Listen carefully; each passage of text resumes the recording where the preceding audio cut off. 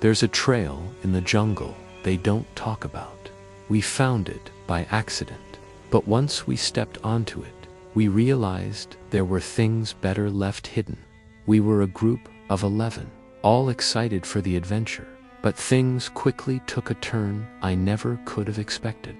We were a group of university students studying biology, and it was supposed to be an educational experience. Learn about the environment, the ecosystems, that kind of thing.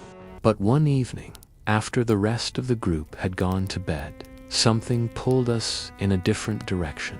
It wasn't until we found the trail that everything started to unravel. The guides would warn us not to stray too far from the main paths, but Ryan was convinced it was worth checking out. "It's just a trail," he'd said, "a little adventure. We'll be back before anyone notices." The sounds of the night were strange to quiet, like the jungle itself was holding its breath. "It's just the jungle. You're being paranoid." It was hard to pinpoint exactly what it was that felt off, but there was a presence in the air, something ancient and ominous, like the jungle itself was watching us. The farther we went, the thicker the undergrowth became, until we had to force our way through the vines and low-hanging branches. I turned to look at the others, but no one seemed to have heard it.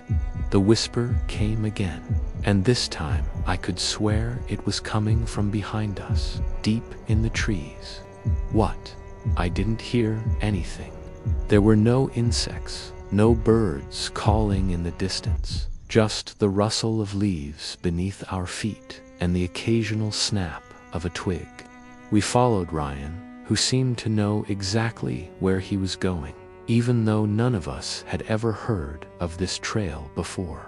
It was supposed to be another fun, routine hike for our school's annual camping trip.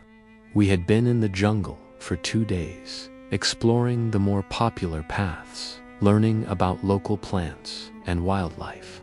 Ryan, always the adventurous one, had heard rumors about an old trail that no one spoke of, a hidden path deep in the jungle, known only to a few people. I was hesitant, but curiosity got the better of me. Along with Ryan, Emily, Noah, and Jake, we decided to slip away in the dead of night and explore this forbidden trail. The temperature dropped, the air turning cold and biting, despite the heat of the jungle. And then I heard it again, the whisper, clearer this time, as if it was speaking directly into my ear.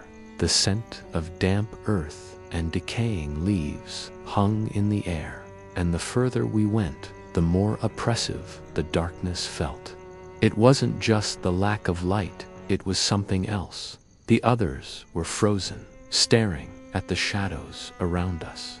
But there was nothing there, nothing that we could see. "No, we're fine," he said, though his voice sounded uncertain now. "There's nothing here." But the whisper came again, louder this time, and this time I couldn't ignore it. It wasn't just the wind. It was in the air, heavy and oppressive, like it was pulling at our very souls. It felt like the trees were leaning toward us, their gnarled branches reaching for us like hands, the darkness thickening with every step. It was something distinct, as though a voice was calling us, beckoning us further down the trail. He was just as unsettled as the rest of us, but he didn't want to admit it. The familiar trail we had followed to get here had vanished, replaced by dense foliage and thick vines that seemed to have grown overnight. But we all screamed, all of us, as we turned and ran. We could hear the whispering now, louder than ever, urging us forward into the darkness. The figure, whatever it was following Usit's presence like a shadow, just out of sight, but always there. Something ancient and malevolent had been watching us, leading us deeper into its heart, pushing us toward something we could never escape. We didn't stop. We didn't look back. The trees, once so far apart, now seemed to close in on us, the jungle twisting in unnatural ways. Let's keep going. The whispers never stopped, and when we finally reached the edge of the jungle, we didn't stop to look back. We didn't stop until we were back at camp, panting, terrified, and covered in sweat. But whatever you hear, whatever whispers call to you from the shadows, do not follow, because once you do, you may never find your way back. An unsettling stillness that seemed to press down on us, making it hard to breathe. The moon was barely visible through the dense canopy above us as we made our way through the jungle.